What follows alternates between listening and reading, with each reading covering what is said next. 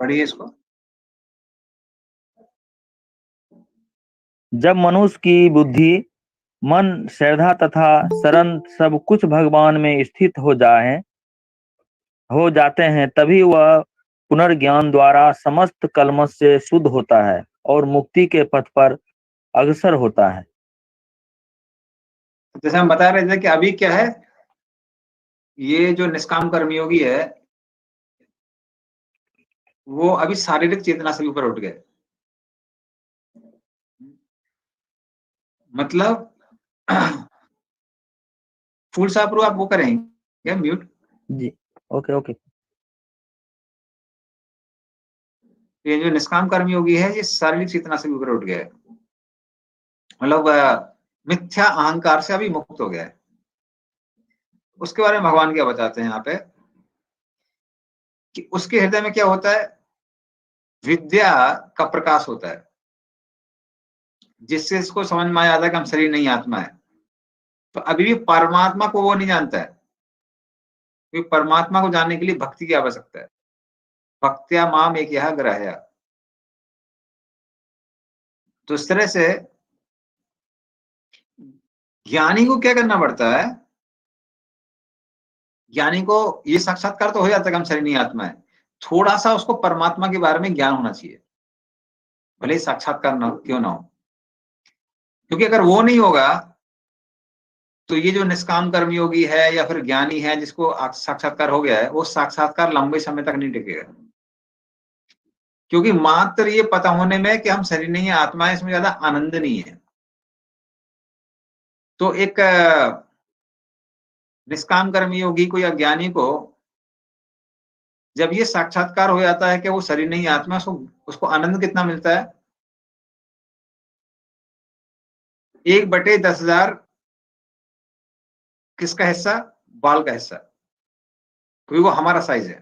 तो आत्मा स्वयं में सचिद आनंद की बनी हुई है, लेकिन कितना सचिद आनंद है, 1/10,000 गुना किसका साइज, बाल के टिप का साइज। तो उतना जो बाल अग्र भाग का जो 10,000 गुना है, उतना ही उसको आनंद मिलता है, उससे ज्यादा आनंद नहीं मिलता है। और वो आनंद व्यक्ति को साक्षात्कार में टिकाने के लिए ज्यादा नहीं है, काफी नहीं है।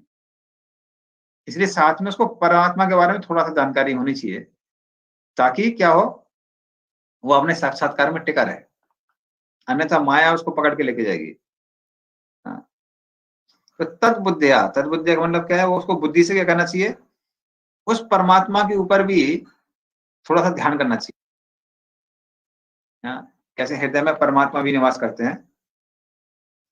और तद आत्मान, तो तद बुद्धिया तद आत्मानस, और उस भगवान पे अपने बुद्धि के मन के द्वारा थोड़ा ध्यान भी करना चाहिए। तो ये अष्टांग योगियों के ध्यान से भिन्न है, क्योंकि अष्टांग योगी तो विष्णु रूप पे ध्यान करते हैं। तो ये लोग भी परमात्मा उनको पता है हृदय में है, उनको ध्यान करते हैं, पर उतना नहीं करते हैं जितना अष्टांग योगी करते हैं।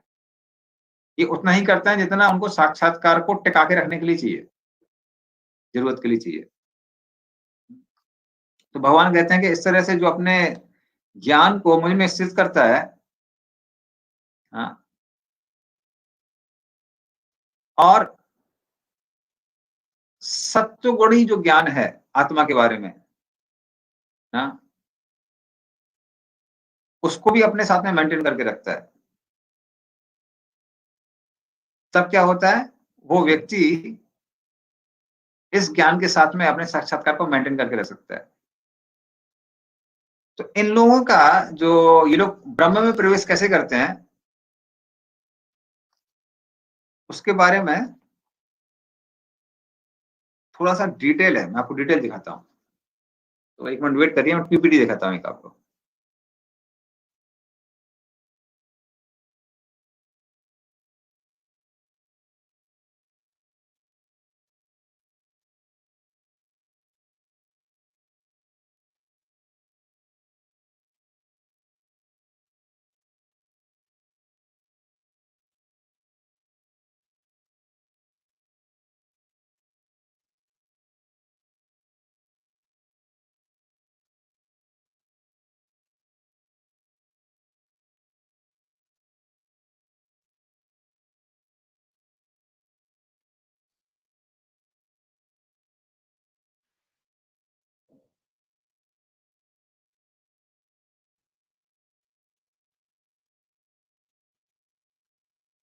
ये पीपीटी सबको देख रहा है? अरे बोल। यस प्रभु जी, हाँ दिख रहा है। हरे कृष्णा प्रभु जी दिख रहा है।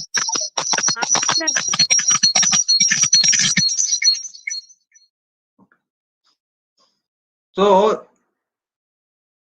ये जो ज्ञान योगी, वैसे ये ज्ञान योग के बारे में दिया हुआ है, लेकिन ये निष्काम कर्मयोग के लिए भी लागू होता है। बस प्रोसेस जो है, प्रोसेस में थोड़ा सा अंतर होगा। तो जो ज्ञान योगी वो क्या करता है, उसको भी पहले निष्काम कर्मयोग करना पड़ता है। कब तक करना पड़ता है? जब तक उसका मन कर्तव्य अभिमान से मुक्त ना हो जाए, तब तक वो करता है। जैसे ही उसका मन कर्तव्य अभिमान से मुक्त होता है तो व्यक्ति क्या करता है, जो ज्ञानी है वो कर्म संन्यास ले लेता है, जो निष्काम कर्मयोगी है वो कर्म संन्यास नहीं लेता है। बस ये दोनों में अंतर है। क्योंकि भगवान भगवद गीता में कहते हैं अर्जुन को कर्म संन्यास मत लो, तो कर्म संन्यास नहीं ग्रहण करता है निष्काम कर्मयोगी, और ज्ञानी कर लेता है कर्म संन्यास। प्रभु जी इसको रिपीट कीजिएगा। ओके। तो जिस व्यक्ति को ज्ञान योग प्रैक्टिस करना है, कौन सा ज्ञान योग, तो निष्काम कर्म योग तब तक करता है जब तक उसका कर्तव्य अभिमान से उसकी मुक्ति नहीं हो जाती है। अगर आप वो चार्ट याद करेंगे तो हमने उसमें बताया था कर्तव्य अभिमान से मुक्ति। उसके बाद में जो ज्ञान योगी होता है वो कर्म संन्यास ले लेता है, मतलब घर छोड़ के मात्र ज्ञान को प्रैक्टिस करता है, मेडिटेशन करता है, शास्त्रों का अध्ययन करता है, ये सब करता है। और जो निष्काम कर्म योगी है वो निष्काम कर्म योग ही कंटिन्यू करता है। लेकिन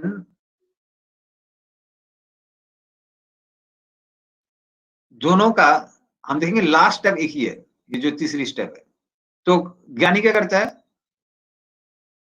वो कर्मों को छोड़ के ज्ञान पे ध्यान करता है, मतलब शास्त्रों का अध्ययन करना। कौन से शास्त्र? ज्ञान शास्त्र, जो बताते हैं कि हम शरीर नहीं आत्मा है। तो जैसे 24 जो तत्व होते हैं सांख्य योग के, उसके ऊपर विश्लेषण करता है, समझने का प्रयास करता है कैसे मैं 24 तत्वों से अलग हूं, आत्मा हूं। और साथ में ये लोग क्या करते हैं, साथ में ये लोग भक्ति करते हैं। क्यों? क्योंकि ज्ञान में ज्यादा आनंद नहीं है। उस तरह से निष्काम कर्मयोगी को भी साथ में क्या करना होता है, थोड़ा सा भक्ति करना पड़ता है ना। तो निष्काम कर्मयोगी वैसे करते हैं इनडायरेक्टली, कि वो कर्मों द्वारा भगवान की पूजा करते हैं। और खासकर ज्ञानी को तो करना ही पड़ता है, क्योंकि कुछ तो हृदय में क्या चाहिए, संतुष्टि चाहिए। तो जो ये इस श्लोक में बताया हुआ है ना, तो हम लोग 18 नंबर ये 17 नंबर श्लोक पढ़ रहे हैं। 17 नंबर श्लोक में ये वाली स्टेप बताई हुई है, जिसपे मैं अपना माउस दिखा रहा हूं। दिख रहा है ना सबको माउस, ये वाला, कि उसको भी थोड़ा भक्ति पे ध्यान करना पड़ता है। तो इसीलिए कई बार ऐसे लोगों को आप देखेंगे कि ऐसे लोग भी नाम संकीर्तन करते हैं, हरे कृष्ण महामंत्र करते हैं, या फिर भगवान की पूजा करते हैं, किंतु ये लोग भक्त नहीं है। क्योंकि ये लोग हरे कृष्ण महामंत्र कर रहे हैं या फिर विग्रह पूजा इत्यादि कर रहे हैं सिर्फ अपने ज्ञान को बचाने के लिए। तो भले वो कोई निष्काम कर्मी योगी हो या ज्ञान योगी हो, ये लोग भी कभी कभी भक्ति करते हैं मात्र अपने ज्ञान को बचाने के लिए। कौन सा ज्ञान? कि हम शरीर नहीं है, आत्मा है। तो इसलिए जरूरी नहीं कि हर कोई हरे कृष्ण महामंत्र कर रहा है वो भक्ति है।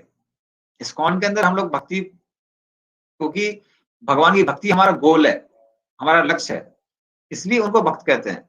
लेकिन बाहर के बुरे लोग कई बार हरे कृष्ण महामंत्र करते हैं या राम राम जपते हैं, तो वो हो सकता है भक्त ना हो। तो ये लोग ऐसा करते हैं जो इस स्टेप में बताया हुआ है, क्योंकि भगवान बता रहे हैं ये वाले कितना, कौन सा श्लोक, 17 नंबर श्लोक में। तो ये लोग ऐसा करते हैं। और फिर उसके बाद क्या करते हैं, जब इनको ब्रह्म में लीन होना होता है, तब ये लोग क्या करते हैं, उनको ये ज्ञान भी छोड़ना पड़ता है कि हम शरीर नहीं है, आत्मा है। क्यों? क्योंकि अगर आपको याद रहेगा कि हम शरीर नहीं है, मतलब ध्यान कहाँ जा रहा है, शरीर की ओर जा रहा है। और शरीर की ओर अगर आपका ध्यान जाएगा तो वापस शरीर धारण करना पड़ेगा, भौतिक शरीर। इसलिए ब्रह्म में लीन होने से पहले उनको ये ज्ञान भी छोड़ना पड़ता है कि हम शरीर नहीं है। ये ध्यान रहेगा आत्मा है, अच्छा है, लेकिन ये याद नहीं रहना चाहिए कि हम शरीर नहीं है। तो भले ही आप सोच रहे हैं कि आप शरीर हैं या शरीर नहीं है, दोनों में ध्यान कहां पर है, शरीर के ऊपर ही है, इसलिए शरीर के ऊपर कभी कोई ध्यान नहीं होना चाहिए, इसलिए उनको वो ज्ञान को छोड़ना पड़ता है, तब जाके वो ब्रह्म में प्रवेश कर पाते हैं। क्लियर हुआ या किसी को कोई प्रश्न है? हरे कृष्ण प्रभु जी, धन्यवाद, प्रणाम। हाँ, धन प्रणाम। बोले प्रभु जी, जैसे निष्काम कर्म योगी है, वो तो भक्ति में भगवान के साथ में उसका साक्षात्कार हो गया, निष्काम कर्म योगी का। निष्काम कर्मयोगियों और भक्त में क्या अंतर है? निष्काम कर्म योगी में फल भोगने की इच्छा नहीं रहती है। हाँ, और भक्त में? भक्त भक्ति करता है, भगवान से माने भगवान को सरेंडर करता है भक्त। तो निष्काम कर्मयोगी भक्ति करता है कि नहीं करता है? निष्काम कर्म योगी नहीं, भक्ति तो नहीं करता वो, फल हाँ, तो वो क्या कर सकता है, कभी कभी वो भगवान का नाम वगैरह ले सकता है, लेकिन वो किस लिए लेता है? वो भगवान को प्राप्त करने के लिए नहीं लेता है। अच्छा प्रभु जी। वो किस लिए लेता है? वो उसलिए लेता है ताकि उसका जो साक्षात्कार है ना कि हम शरीर नहीं आत्मा है, उसकी रक्षा करने के लिए, क्योंकि उसको पता है कि अगर हम थोड़ा जप वगैरह नहीं करेंगे या नाम वगैरह नहीं लेंगे भगवान का, तो फिर हमारा जो ये साक्षात्कार है, ये साक्षात्कार खत्म हो जाएगा। अच्छा, तो इसलिए अपने साक्षात्कार को बचाने के लिए ये लोग कभी कभी भक्ति करते हैं। ठीक है प्रभु जी। ठीक है, क्लियर हुआ ना? हरे कृष्ण। ठीक है, ठीक है। और दोनों के लक्ष्य में अंतर है। निष्काम कर्मियों की ब्रह्मलीन होना चाहता है और भक्त भगवान की सेवा करना चाहता है गोलोक वृंदावन में, तो ये दोनों में अंतर है। ठीक है, ओके। किसी का और कोई क्वेश्चन? प्रभु मेरा एक प्रश्न है। हरे कृष्णा। हाँ, बोलिए बोलिए। प्रभु जी, जैसे आप बताए थे कि जब निष्काम कर्म योगी कर्तव्य अभिमान से मुक्त हो जाता है तो कर्म संन्यास लेता है, तो उसको कैसे? ये निष्काम कर्म योगी नहीं, ये ज्ञान योगी के बारे में बता रहे हैं।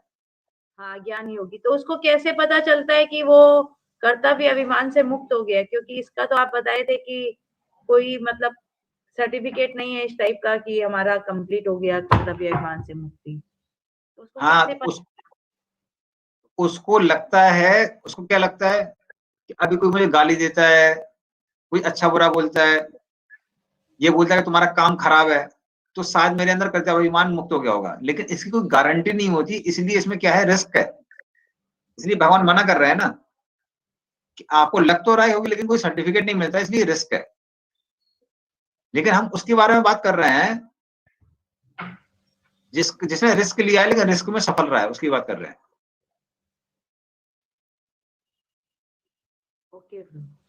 हाँ, तो क्योंकि सर्टिफिकेट नहीं मिलता है, तो इसलिए भगवान रिस्क के लिए मना करते हैं, ज्ञानी वो मत करिए। पर मान लीजिए कोई किसी ने रिस्क लिया और वाकई वो क्वालिफाइड है, तो उसकी बारे में बात कर रहे हैं।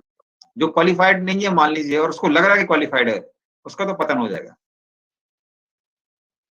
तो प्रभु, ये लोग जो ज्ञान योगी होते हैं, ये लोग क्या वही जो नाभि से अपना चक्र को उठा करके ऊपर नहीं, वो अष्टांग योगी होते हैं। ये ज्ञान योगी होते हैं जो थोड़ा बहुत ध्यान करता है, थोड़ा बहुत जप करते हैं, लेकिन मेनली क्या करते हैं, शास्त्रों का अध्ययन करते हैं।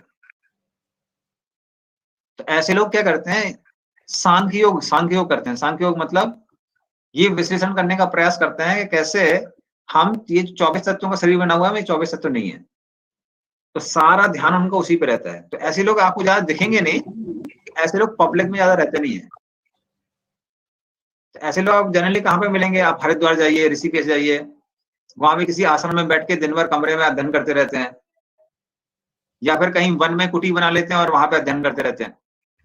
तो इसलिए इतने पब्लिकली वो लोग दिखते नहीं है ज्यादा, पर ये लोग होते हैं, हमने देखे हुए हैं तो हरिद्वार में। प्रभु, इनको शास्त्रों में अध्ययन करने में आनंद मिलता है क्या?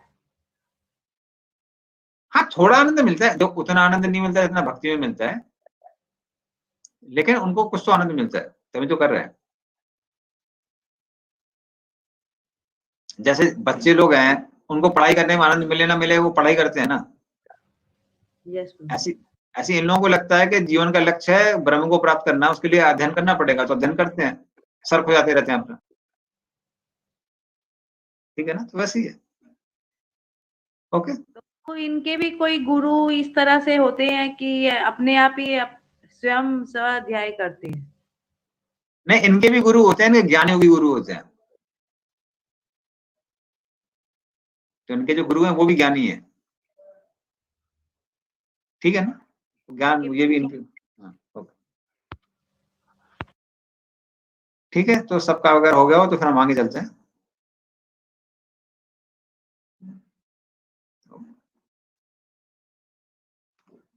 चलिए, तो क्लियर हो गया। तो इस तरह 17 नंबर में भगवान यही समझा रहे हैं। बस फर्क क्या है, जो निष्काम कर्म योगी है वो कर्म संन्यास नहीं लेता है, बाकी सारी चीजें सेम है। तो कर्म संन्यास नहीं, तो कर्म करते करते पर उसको भी थोड़ी सी भक्ति करनी पड़ती है। ज्ञानी योगी कर्म संन्यास ले लेता है। तो उसके बाद उस आदमी की जो दृष्टि है, वो दृष्टि कैसी है, वो 18 नंबर श्लोक में भगवान बताते हैं कि वो कैसे देखता है दुनिया को।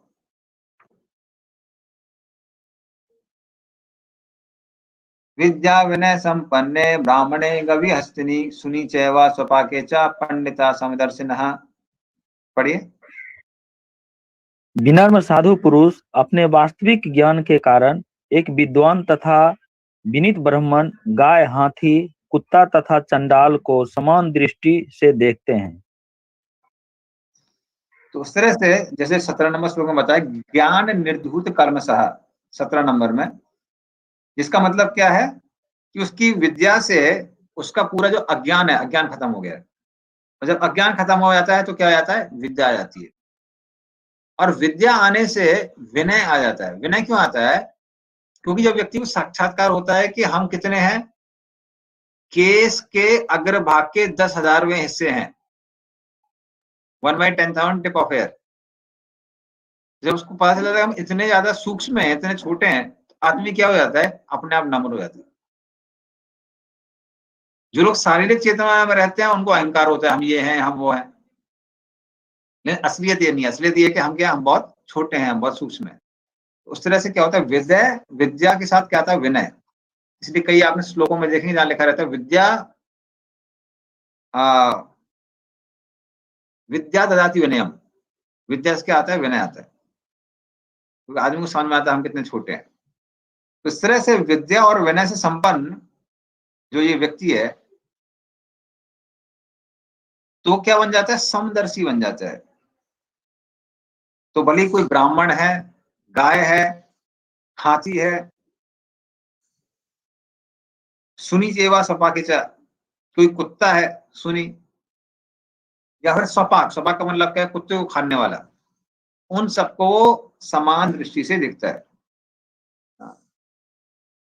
ऐसा व्यक्ति जो ब्रह्म को देख सकता है, ब्रह्म मतलब वो देखता है कि कैसे जो हर किसी के शरीर में एक ही आत्मा है जो कि सच्चिदानंद की बनी हुई है। अब इसका साक्षात्कार, आत्मा का साक्षात्कार भी पूर्ण नहीं है। क्यों नहीं है? क्योंकि इनको आत्मा का रूप दिखता नहीं है। आत्मा का रूप मात्र भक्त को दिखाई देता है। स्वयं का रूप, कृष्ण का रूप किसको दिखता है, भक्त को दिखता है। इनको नहीं दिखता इन लोगों को। वैसे परमात्मावादी को भी दिखता है, लेकिन ब्रह्मवादी को नहीं दिखता है। लेकिन इनको ये पता है कि हम शरीर नहीं है, क्या है, आत्मा है, ये पता रहता है। तो फिर क्या होता है, जो चीज भी 3 गुणों की बनी हुई है, सत्य गुण, रजोगुण, तमोगुण की बनी हुई है, मतलब पूरा संसार ही मान लीजिए, इनकी ओर में कोई आकर्षण नहीं रहता है। तो इस तरह से वो किसी का शरीर नहीं देखते हैं, किसको देखते हैं, आत्मा को देखते हैं। तो कोई ब्राह्मण है जो कि सत्य में है, या हाथी है हस्तिनी, वो किस में है, रजोगुण में है, या कुत्ता है और कुत्ते को खाने वाला है, वो किस में आते हैं, तमोगुण में आते हैं। तो इस तरह से ब्राह्मण आते हैं सत्वगुण में, हाथी रजोगुण में, कुत्ता है कुत्ते को खाने वाला तमोगुण में। उन सबको समान दृष्टि से देखता है। इसलिए इसको क्या बोलते हैं, पंडित कहते हैं। तो ये पंडित की परिभाषा है। वरना आजकल कोई बोल देते हैं पंडित जी, पंडित जी, तो ऐसा पंडित जी नहीं हो जाते हैं। जिसकी दृष्टि होती है उसको पंडित जी कहते हैं। तो ये ब्रह्मवादी जो है, ये उसकी दृष्टि है, वो कैसे दुनिया को देखता है और कैसे विचरण करता है संसार में। और फिर आगे उसके और क्या क्या लक्षण है वो 19 नंबर में बताए हुए हैं। 19 में 20 में आगे काफी बताए हुए हैं उसके लक्षण। इहे वितेर्जिता सर्गो ये सामे सम्मनः निर्दोषम ही समम ब्रह्म तस्मात् ब्रह्मणि ते स्थिता। पढ़िए इसको। जिनके मन एक तत्व तथा समता में स्थित है, उन्होंने जन्म तथा मृत्यु के बंधनों को पहले ही जीत लिया है। वे ब्रह्म के समान निर्दोष है और सदा ब्रह्म में ही स्थित रहते हैं। तो इस तरह से जिनका मन समभाव में स्थित होता है, क्योंकि उनको जैसा हमने पहले बताया थोड़ा सा वो लोग परमात्मा को भी देखने का प्रयास करते हैं। तो वो देखते हैं कि ठीक है परमात्मा हर किसी को ध्यान दे रहे हैं, ज्ञान दे रहे हैं और सब लोग आत्मा है। तो इस तरह से वो लोग परमात्मा को देखते हुए, परमात्मा क्या प्रदान करने वाले हैं, जन्म मृत्यु के चक्कर से मुक्ति प्रदान करने वाले हैं। तो इस तरह से उनको देखते हुए व्यक्ति जन्म मृत्यु पर क्या प्राप्त कर लेता है, विजय प्राप्त कर लेता है, जिसको यहाँ सर्ग बोला गया है। तो सर्ग का मतलब है इस संसार की उत्पत्ति और विनाश, या हमारे शरीर की उत्पत्ति और विनाश, इन सबसे वो मुक्त हो जाता है। तो इस तरह से वो व्यक्ति सारे दोषों से मुक्त हो जाता है, सारे जीवों को समान दृष्टि से देखता है और देखता है कैसे वो ब्रह्म है और परमात्मा की एक अंश है। तो इस तरह से वो लोग क्या होते हैं, इस संसार में रहते हुए भी ब्रह्म में स्थित हो जाते हैं। ब्रह्म में स्थित होने का मतलब क्या है, अभी वो भौतिक दृष्टि नहीं रखते हैं, वो कौन सी दृष्टि रखते हैं, आध्यात्मिक दृष्टि रखते हैं। इसी को शास्त्रों में बताया गया सर्व खलु इदम ब्रह्मन, कि ये संसार है वो आध्यात्मिक है। तो ये जो विजन है ये व्यक्ति को ऑटोमेटिकली पता मिलती नहीं है, ये परमात्मा की कृपा से मिलती है। तो जब व्यक्ति ना प्रैक्टिस कर लेता है और परमात्मा भी थोड़ा सा ध्यान लगाता है तो परमात्मा की कृपा से उसको दृष्टि मिलती है कि वो संसार को भौतिक नहीं देखता, वो सब जगह क्या देखता है, सब जगह आत्मा है। तो उसके लिए ये उसकी ब्राह्मी स्थिति है। इसमें और भक्त में अंतर है। भक्त में क्या अंतर है, भक्त हर जगह कृष्ण को देखता है, स्थावर जंगम देखे ना देखी तारू मूर्ति। तो वो पेड़ पौधे या फिर जीव जंतु नहीं देखता है, वो कृष्ण को देखता है। और ये लोग किसको देख रहे हैं, ब्रह्म को देख रहे हैं। तो ये थोड़ा अंतर है, पर दोनों के लिए संसार कैसा है, आध्यात्मिक ही है। तो इहा एवा, तो इस संसार में रहते हुए भी वो सर्गा जिता, यह तेरे जिता सर्गो, मतलब इस संसार में रहते हुए भी जन्म मृत्यु को जीत जाता है वो। मतलब शरीर का कैसे परिवर्तन हो रहा है, दुनिया कैसे बदल रही है, उसको से फर्क पड़ता ही नहीं है, वो अभी ब्रह्म में स्थित हो जाता है। तो ये इस व्यक्ति क्या है, लक्षण है। उसके और क्या क्या लक्षण है वो 20 में भी बताते हैं भगवान आगे। ना प्रसेत प्रियम प्राप्य नो द्विजेत प्राप्य चा प्रियम स्थिर बुद्धिर असमूढ़ो ब्रह्मविद ब्रह्मणि स्थितः। पढ़िए इसको। जो न तो प्रिय वस्तु को पाकर हर्षित होता है और न ही अप्रिय पाकर विचलित होता है, जो स्थिर बुद्धि है, जो मोह रहित है और जो भग विद्या को जानने वाला है, वह पहले से ही ब्रह्म में स्थित रहता है। ऐसा व्यक्ति जब उसके पास कोई प्रिय वस्तु आती है तो वो बहुत खुश नहीं होता है, और कोई अप्रिय वस्तु आती है उससे परेशान नहीं होता है।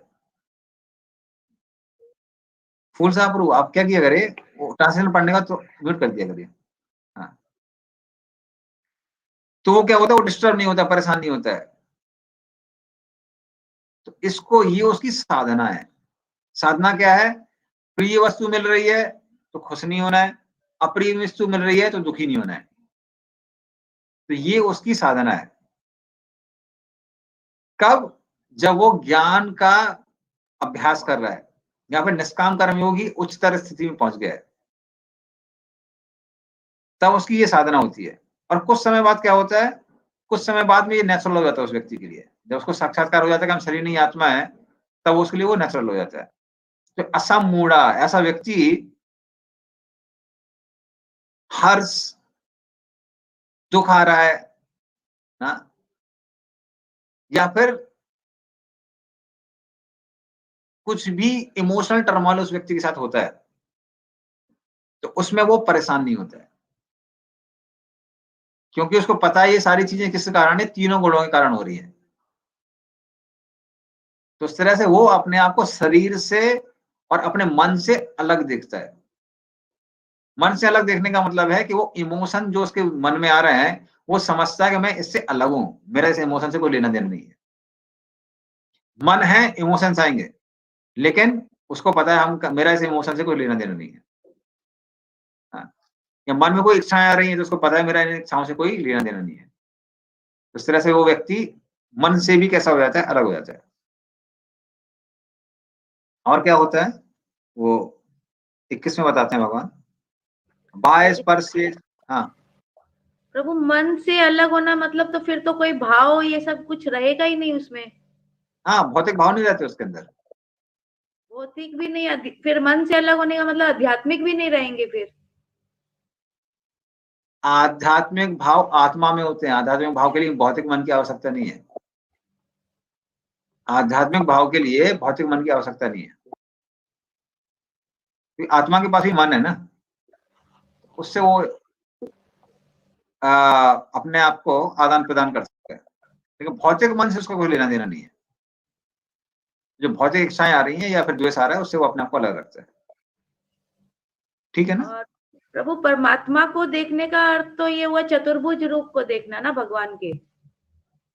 ये व्यक्ति परमात्मा को देखता है, मतलब मन के द्वारा देखता है। इसको इतना विश्वास नहीं है कि परमात्मा ही जीवन का लक्ष्य है।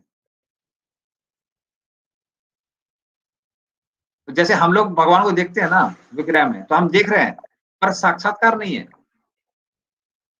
तो ये भी परमात्मा को कैसे देख रहा है, बिना साक्षात्कार के देख रहा है। तो साक्षात्कार होना और सिर्फ मन में एक छवि को बना के देखना, उसमें अंतर होता है।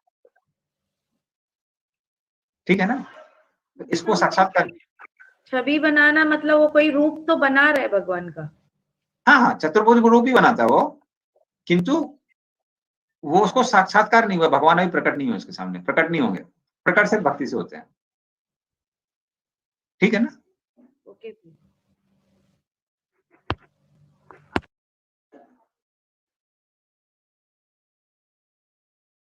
21 नंबर, बाह्य स्पर्शेषु सक्तात्मा विन्दति आत्मनि यत् सुखम सा ब्रह्म योग युक्तात्मा सुखम अक्षयम अश्नुते। पढ़िए इसको। ऐसा मुक्त पुरुष भौतिक इंद्रिय सुख की ओर आकृष्ट नहीं होता, अपितु सदैव समाधि में रहकर अपने अंतर में आनंद का अनुभव करता है। इस प्रकार स्वरूप सिद्ध व्यक्ति पर ब्रह्म में एकाग्रचित होने के कारण असीम सुख भोगता है।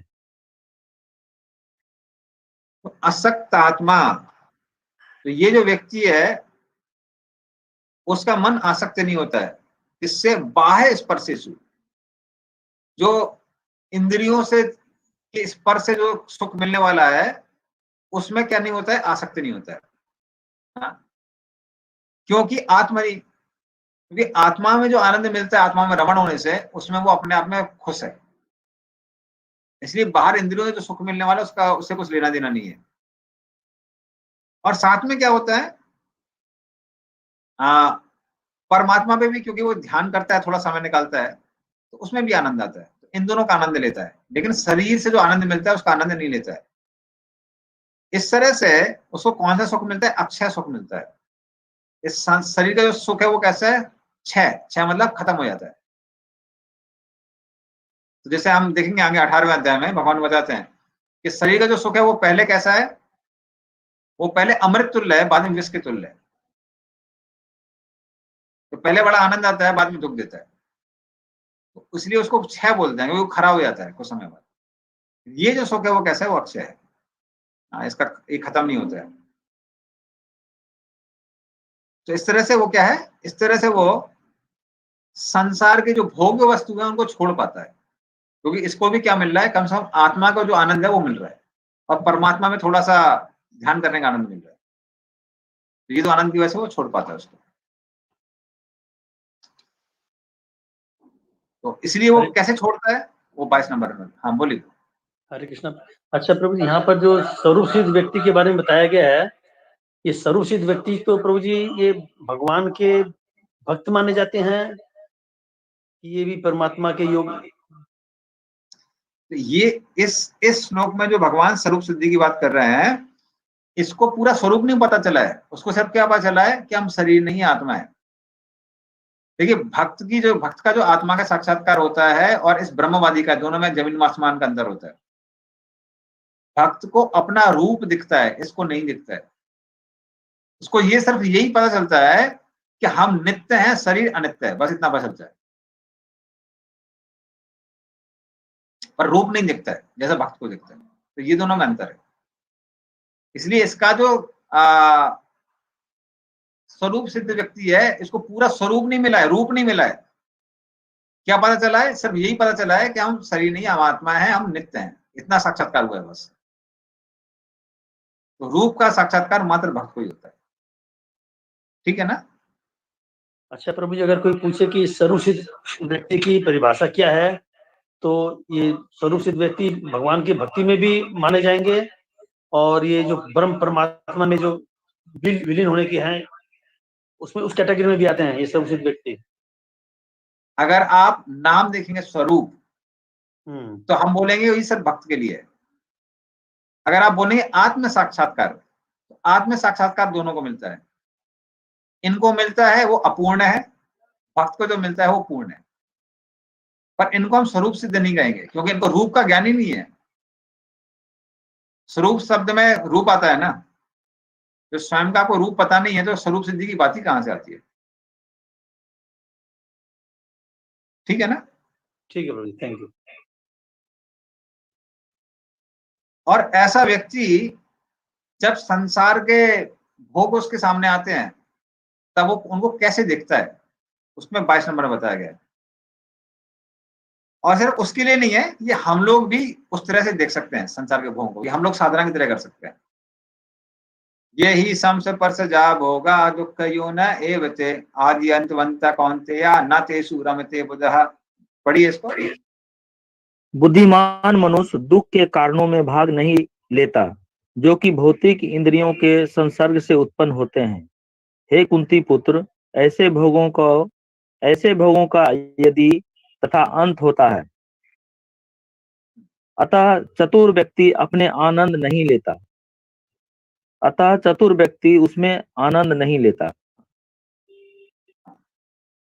तो भगवान यहाँ क्या बता रहे हैं, तो ऐसा व्यक्ति क्या करता है, जो ऐसा बुद्धिमान व्यक्ति है, ना तेषु रमते बुद्धहा, जो बुद्धा ये बुद्धिमान व्यक्ति है, वो क्या करता है,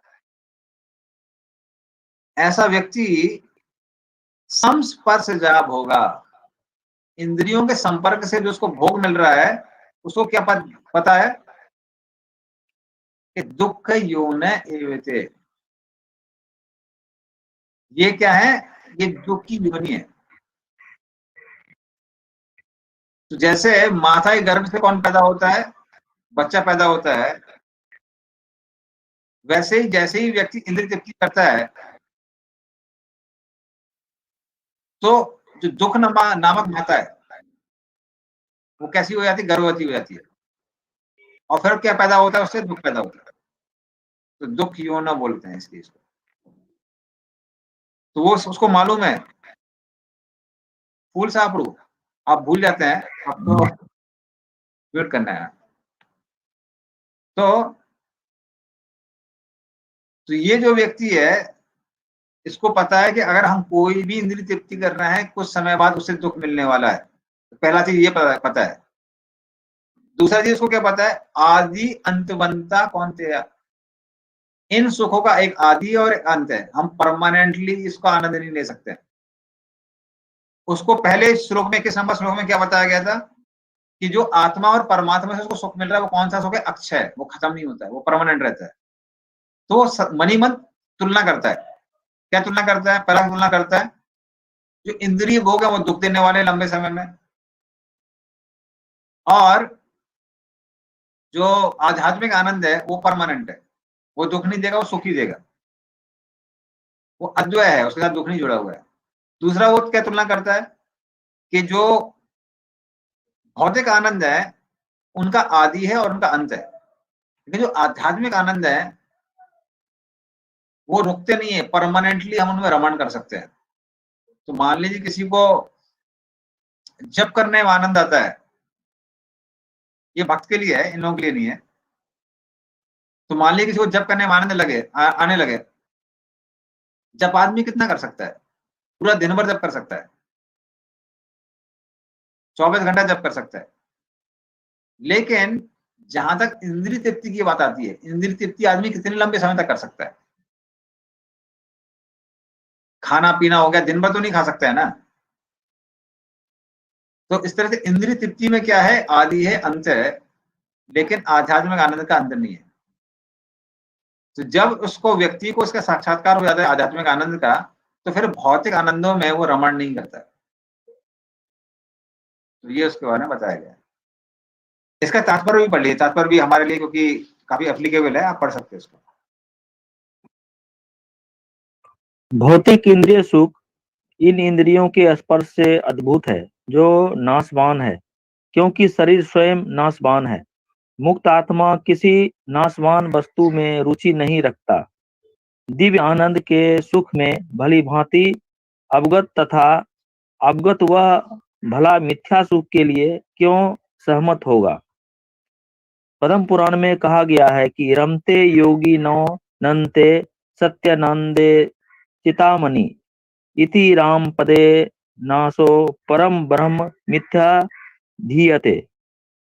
योगी जन परम सत्य में स्मरण करते हुए अत्यंत दिव्य सुख प्राप्त करते हैं, इसलिए परम सत्य को भी राम कहा जाता है।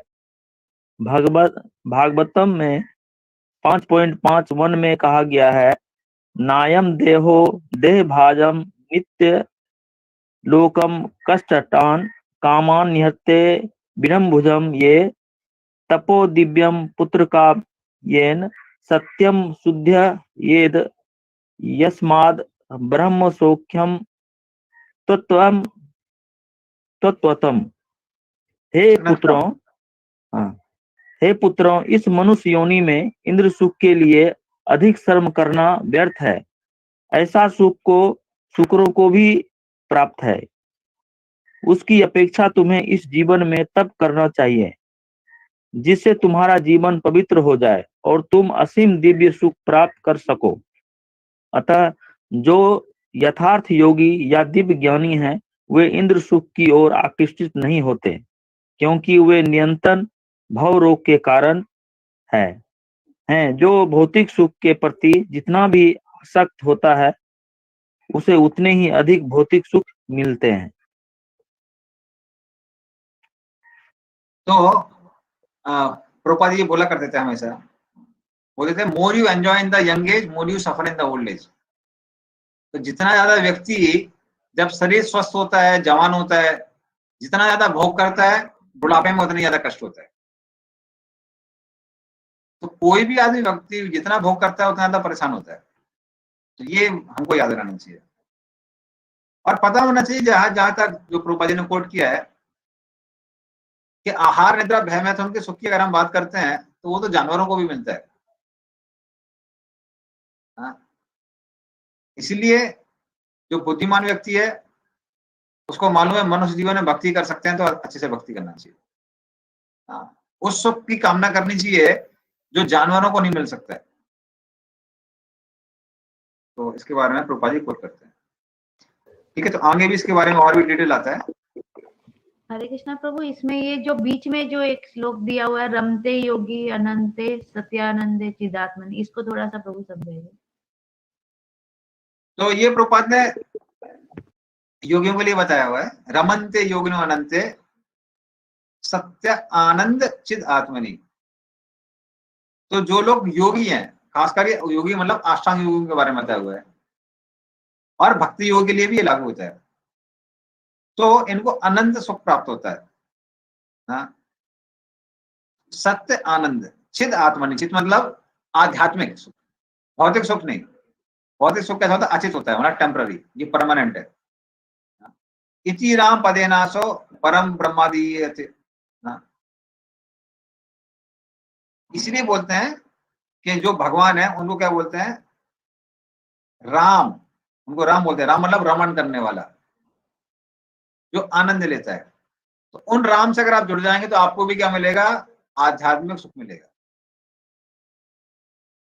तो ये यहाँ पे लिखा हुआ है। तो परम ब्रह्म, इसलिए वो भगवान कौन है? इनको परम ब्रह्म कहते हैं। ब्रह्म नहीं, परम ब्रह्म के जो परे है। ठीक, 30 नंबर पे आते हैं। शक्नोति हैव सोढुम प्राक् शरीर विमोक्षणात् काम क्रोधोद्भवम वेगम सा युक्ता सा सुखी नरः। पढ़िए इसको। यदि इस शरीर को त्यागने के पूर्व कोई मनुष्य इंद्रियों के वेगों को सहन करने तथा इच्छा एवं क्रोध के वेग को रोकने में समर्थ होता है तो वह इस संसार में सुखी रह सकता है। ऐसा व्यक्ति भले वो संसार सागर में क्यों ना डूबा हुआ हो, पर वो भगवान से युक्त होने के कारण खुश रहता है। मतलब उस व्यक्ति को एक साधना भी करनी है। साधना क्या करनी है? कि साक्षात्कार तो हो गया कि हम शरीर नहीं आत्मा है, लेकिन अभी क्योंकि हमारे पास स्वतंत्रता हमेशा रहती है, तो उस स्वतंत्रता का दुरुपयोग नहीं करना है। अभी सिर्फ आत्मा में रमण करना है और परमात्मा में ध्यान करना है। और कब तक उसको ये करना है? जब तक व्यक्ति शरीर नहीं छोड़ देता है। अगर कोई व्यक्ति शरीर छोड़ने तक इसको कर सकता है तो वो सफल हो गया। क्योंकि अगर शरीर छोड़ने के पहले अगर उसमें लिप्त हो गया तो किसमें फंस जाएगा? फिर कर्म चक्कर में फंस जाएगा। इससे उसको तब तक बचे रहना है। कब तक बचे रहना है? जब तक शरीर नहीं छोड़ता है, तब तक उसको सावधान रहना पड़ता है। 24 नंबर। यो अंता सुखो अंतर आरामस तथांतर ज्योतिर एवया स योगी ब्रह्म निर्वाणम ब्रह्म भूतो अधिगच्छति। पढ़िए इसको।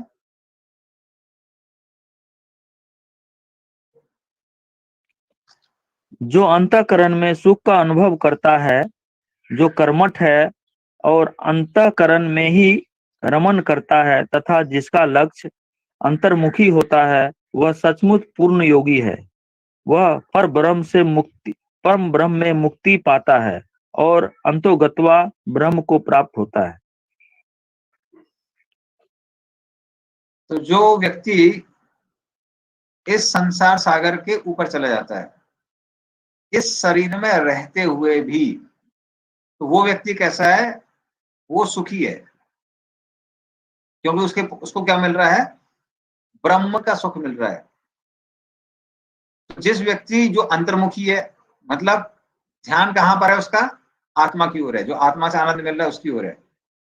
तो अंत सुखा मतलब आत्मा से जो आनंद मिल रहा है उसी में वो रमण करता है। हाँ?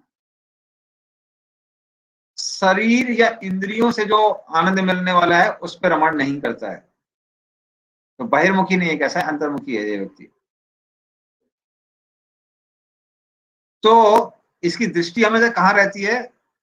आत्मा की ओर रहती है। अंतर ज्योति ही, ज्योति का मतलब क्या है? ज्योति को हम देखते हैं ना, उस तरह से वो आत्मा के जो दीप्यमान आत्मा है जिससे प्रकाश निकल रहा है उसकी ओर ही देखता रहता है। और इस तरह से शरीर छोड़ने तक, जैसे 23 नंबर बताया गया है, शरीर छोड़ने तक वो ऐसा कर पाता है तो ब्रह्म निर्वाणम, तो वो किसको प्राप्त करता है? ब्रह्म में वो फिर लीन हो सकता है।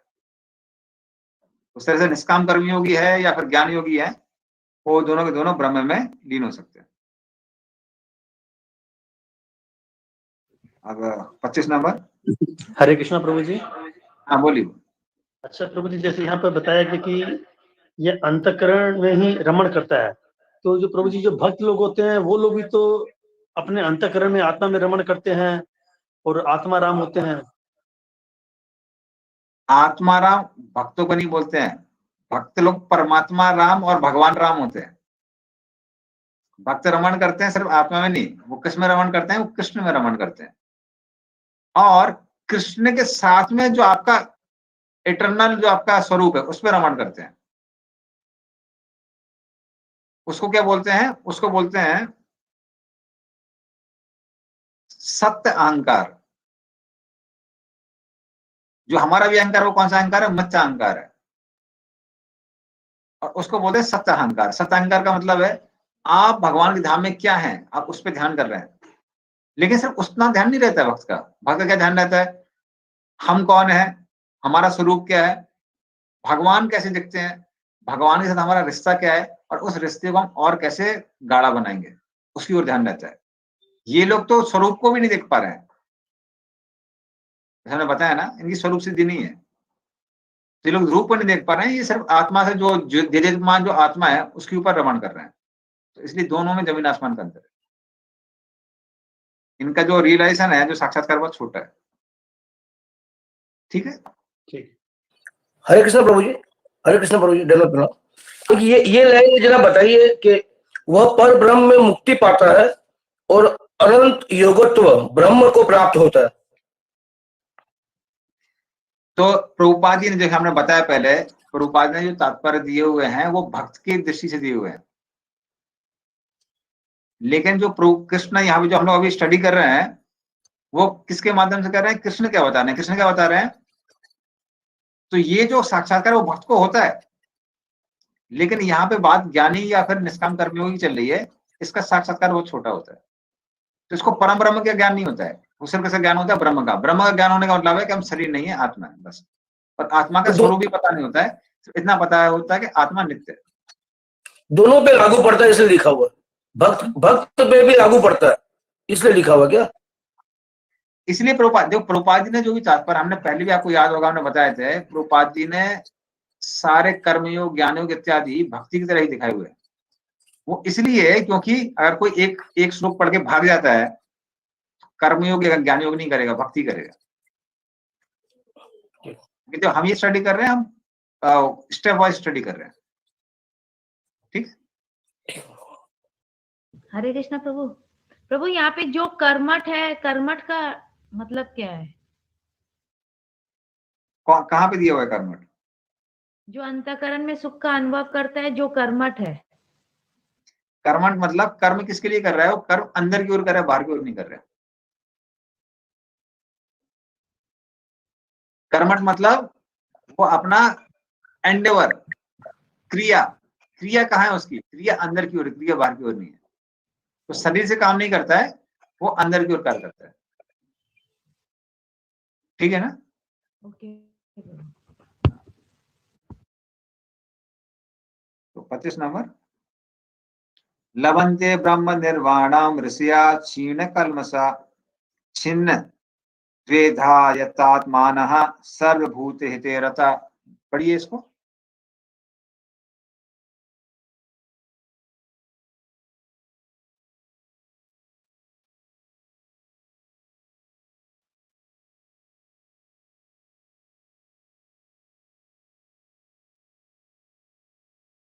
हाँ, फूल से आप लोग पढ़िए, 25 पढ़िए।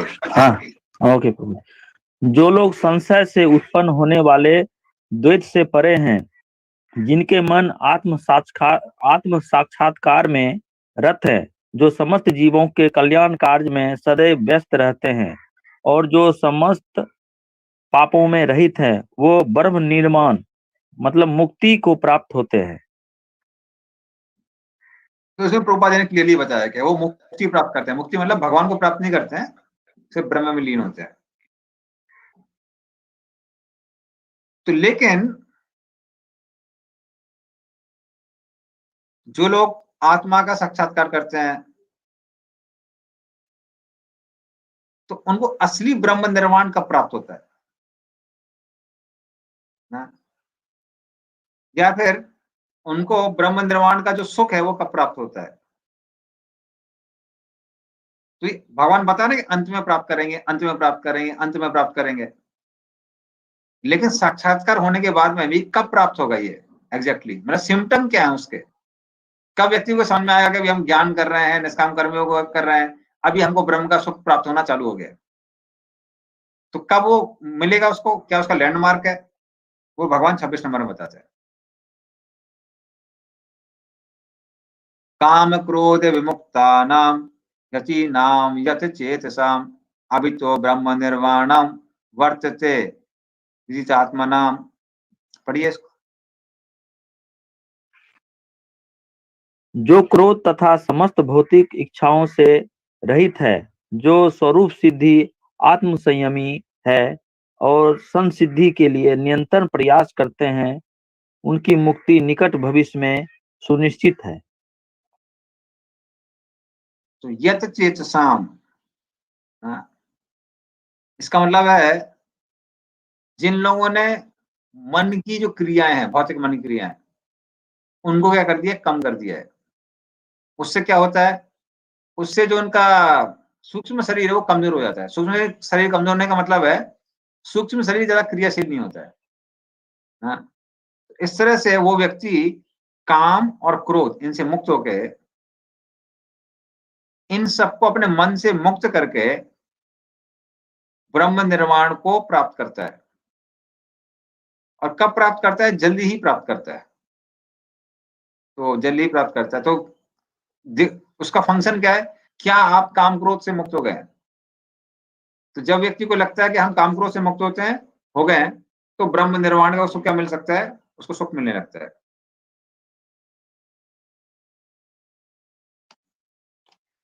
तो वैसे ये श्लोक ज्ञानी योगियों के लिए दिया हुआ है, लेकिन प्रभुपाद जी ने एक बहुत अच्छी एनालॉजी बोली है, वो हम लोग पढ़ सकते हैं। ये भक्तों के लिए है, ज्ञानियों के लिए नहीं है, लेकिन वो एनालॉजी बहुत बढ़िया है, इसलिए हम लोग पढ़ना चाहेंगे। इसका जो आखिरी पैराग्राफ है पढ़िए आप, इसका लास्ट पैराग्राफ, मछली के बारे में लिखा हुआ है।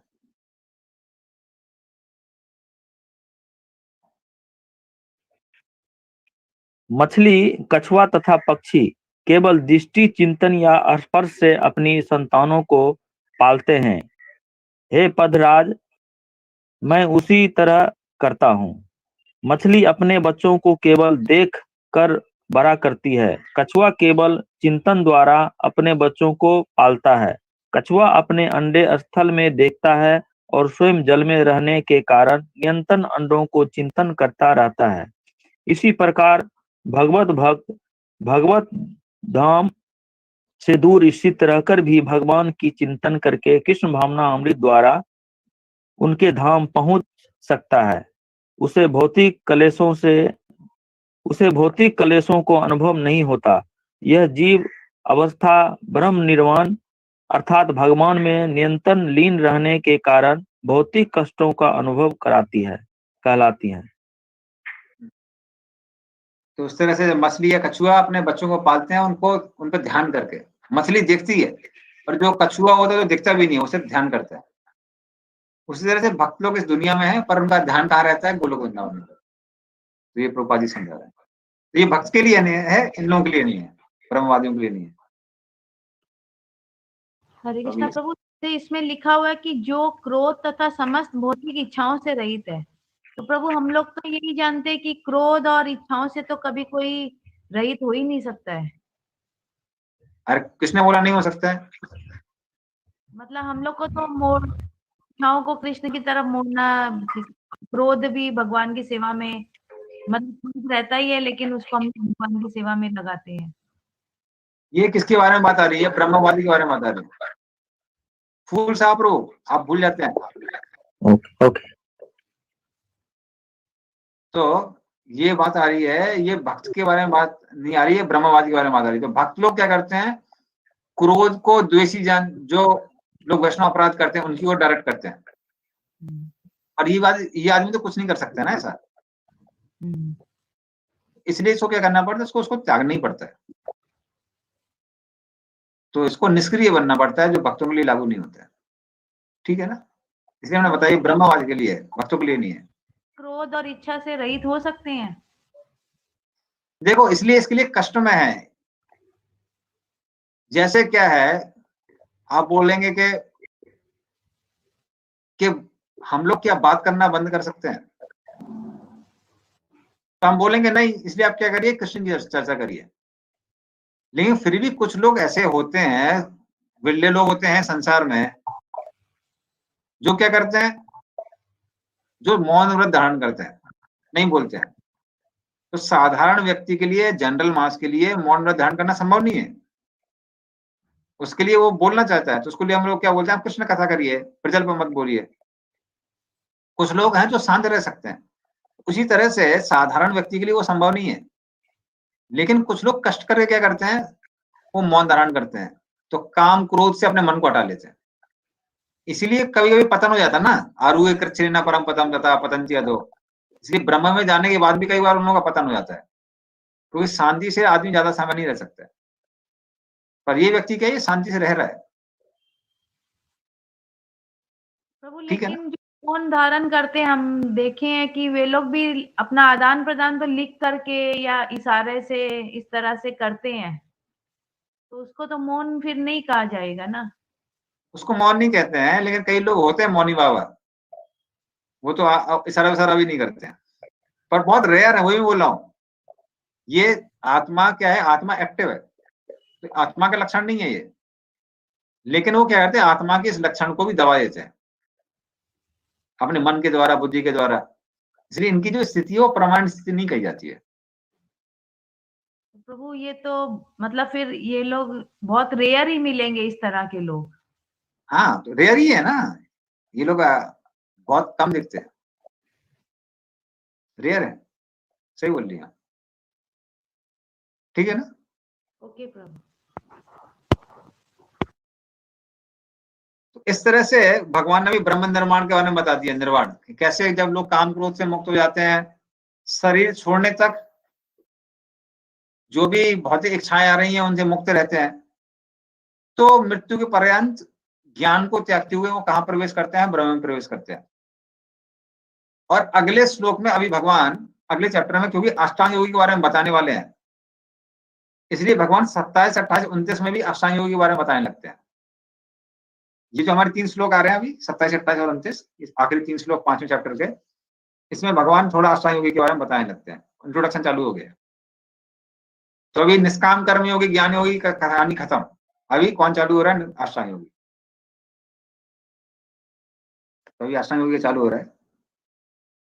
स्पर्शान् कृत्वा बहिर्बाह्यां चक्षुश्चैवान्तरे भ्रुवो प्राणापानौ समौ कृत्वा नासाभ्यन्तरचारिणौ जितेन्द्रिय मनो बुद्धिर्मुनिर्मोक्ष परायणः विगतेच्छा भय क्रोधो या सदा मुक्त एव सा।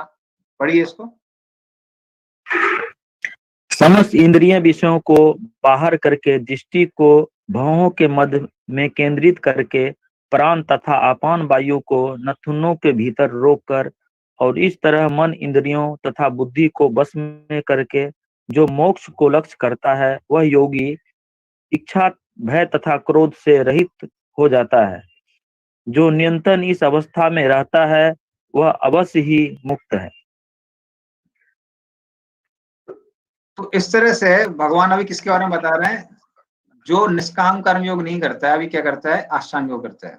एक हिसाब से अर्जुन को कृष्ण क्या बोल रहे हैं, अगर तुमको बाद में कुछ करना भी है, मान लीजिए निष्काम कर्म योग के बाद, तो अष्टांग योग करो, ज्ञान योग मत करो। ज्ञान योग में क्या है, रिस्क है। ये अर्जुन को भगवान प्रेरणा दे रहे हैं, इसीलिए भगवान ने ये श्लोक बताए हुए हैं। तो आप एक हिसाब से देखेंगे, ज्ञान योग को लगभग भगवान ने गोली कर दिया है। वो तो हमने बीच में स्लाइड दिखाई है एक ज्ञान योग की, भगवान ने पूरा गोलमाल कर दिया, ज्ञानों को हटा दिया। ज्ञान योग को भगवान थोड़ा सा 18वें चैप्टर में बताएंगे, क्योंकि ज्ञान योग में बहुत रिस्क है। इसलिए भगवान बोल रहे हैं अगर करना ही है तो अष्टांग योग करो। अभी अष्टांग योगी में और योग मिश्र जो भक्त होता है उसमें अंतर है। योग मिश्र जो भक्त होता है वो परमात्मा के ऊपर लक्ष्य कर सकता है या भगवान की ओर लक्ष्य करता है, और ये जो अष्टांग योगी होते हैं ये ब्रह्म की ओर इनका ध्यान रहता है। तो ये लोग क्या करते हैं, पहले ये लोग निष्काम कर्म योग करते हैं, उससे हृदय शुद्ध होता है। हृदय शुद्ध होने से हृदय में क्या आता है, दिव्य ज्ञान आता है। दिव्य ज्ञान मतलब हम शरीर नहीं, आत्मा है। उससे क्या होता है, उसके बाद ये लोग क्या करते हैं, थोड़ी भक्ति भी करते हैं। किसके लिए, जो हृदय में परमात्मा स्थित हैं उनके बारे में ज्ञान प्राप्त करने के लिए, क्योंकि अगर वो प्राप्त नहीं होगा तो ध्यान किस पे करेंगे। इसलिए थोड़ा सा परमात्मा के बारे में जानने के लिए भक्ति भी करते हैं, और उनके हृदय में वो ज्ञान फिर आता है जो तीनों गुणों से ऊपर है। जो ये ज्ञान होता है कि हम शरीर नहीं आत्मा, ये ज्ञान है सप्तगुणी ज्ञान। कौन सा ज्ञान? सप्तगुणी ज्ञान।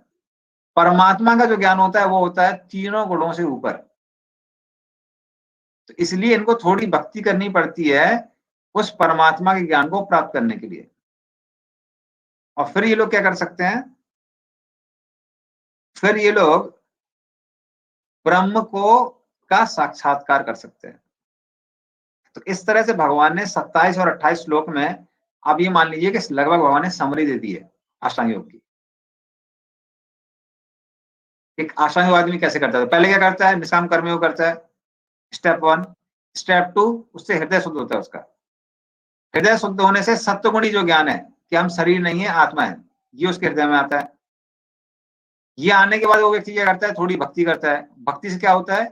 परमात्मा का ज्ञान आता है। फिर वो क्या करता है? जैसे यहाँ पे बताया है, मन इंद्रियों को संयमित करके, बुद्धि को संयमित करके क्या करता है? अभी वो परमात्मा पे ध्यान करता है।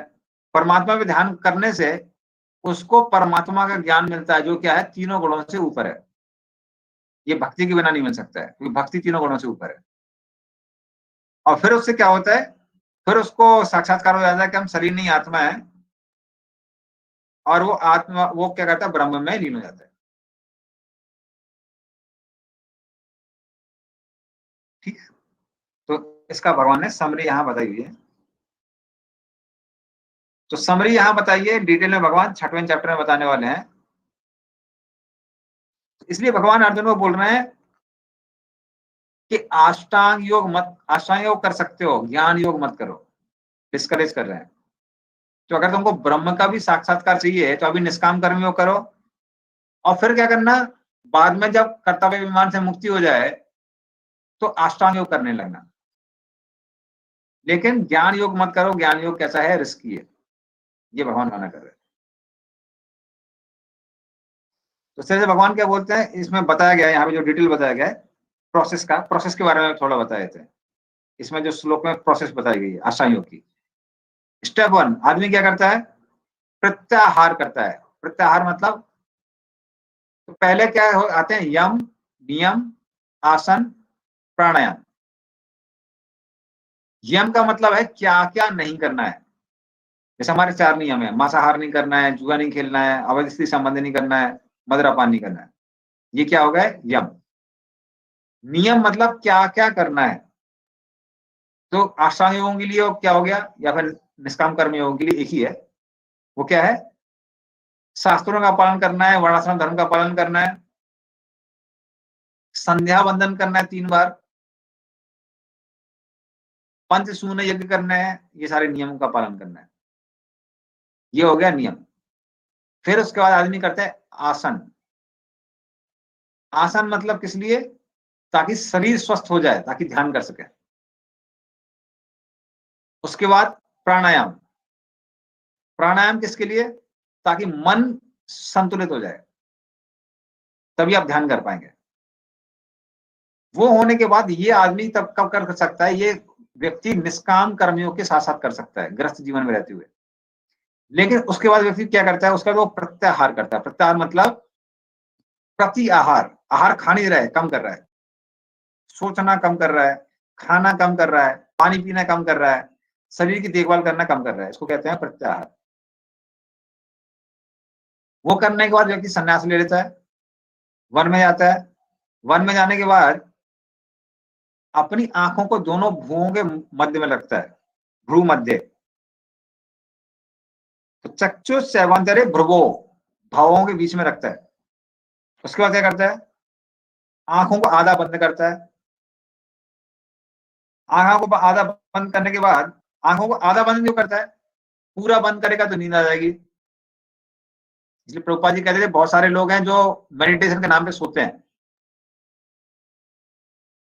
तो आप देखेंगे मेडिटेशन करते करते बहुत ज्यादा खर्राटी आवाज भी आने लगती है।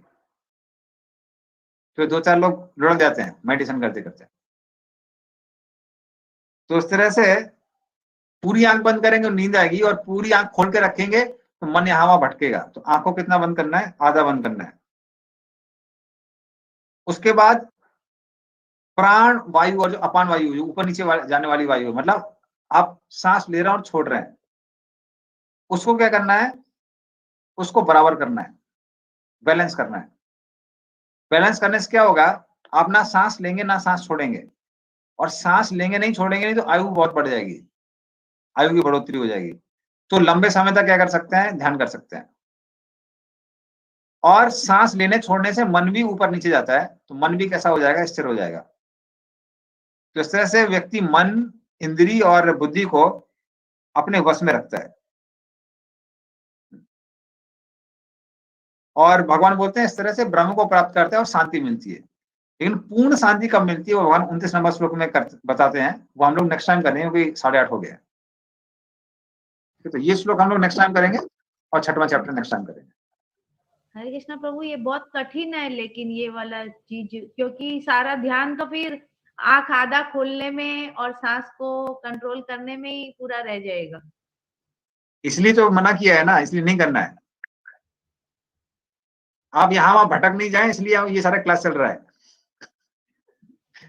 ठीक है, वन में जाने की जरूरत नहीं है, योग करने की जरूरत नहीं है, जब करिए आराम से। वाला बहुत कठिन है, ये आसान है। यस प्रभु। हरे कृष्णा प्रभु जी।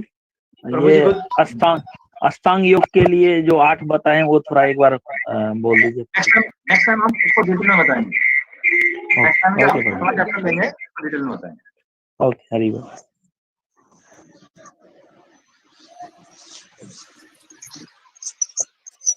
श्रीमद् भगवद गीता की जय। प्रभुपाद जी को धन्यवाद देते हैं। हम लोग एक बार हरे कृष्ण महामंत्र का जप करते हैं। हरे कृष्णा कृष्णा हरे कृष्णा, कृष्णा कृष्णा हरे हरे, हरे राम हरे राम, राम राम हरे।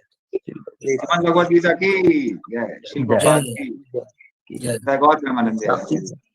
हरि हरि बोल। हरे कृष्णा प्रभु जी, धन्यवाद प्रणाम। हरे कृष्णा हरे कृष्णा। धन्यवाद।